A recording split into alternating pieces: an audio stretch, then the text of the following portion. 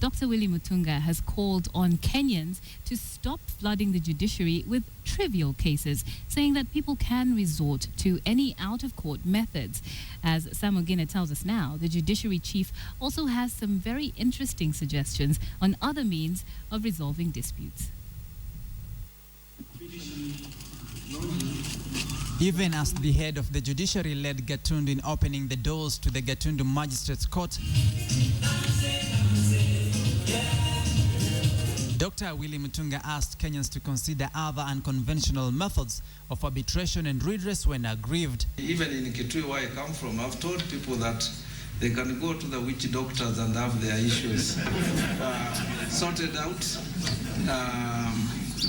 So this idea of people saying tutakutana kotini ni upumbavu, kwa sababu kukutana kotini ni pesa ambazo zitaliwa na mawakili na vile vile case itakapo kwa muda mrefu. In the wake of budgetary cuts to the judiciary, the Chief Justice is discouraging the dumping of all disputes to the third arm of government. Parliament slashed a whopping 500 million shillings from the judiciary's budget, some of which has been redirected to the audit of the Constitution.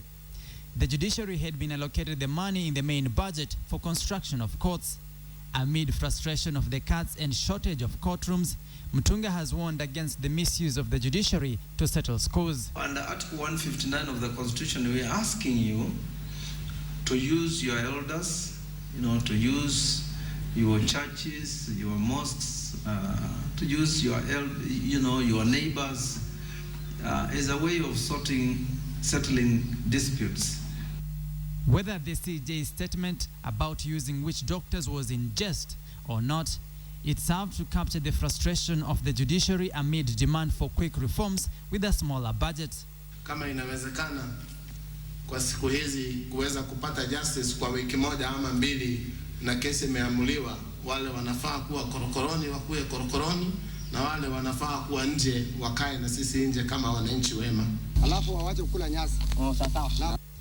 Kenyans have been caught in scenes like this when people who do not believe in the police or the judiciary solving their problems have rushed to witch doctors to get quick solutions when their goods are stolen.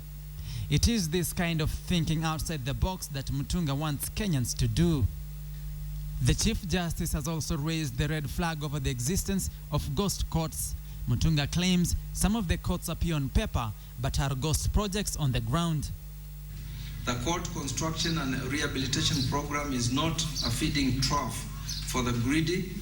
The faintest whiff of corruption, the slightest hint of fraud in procurement, or even the cheeky inflation of costs will be dealt with decisively.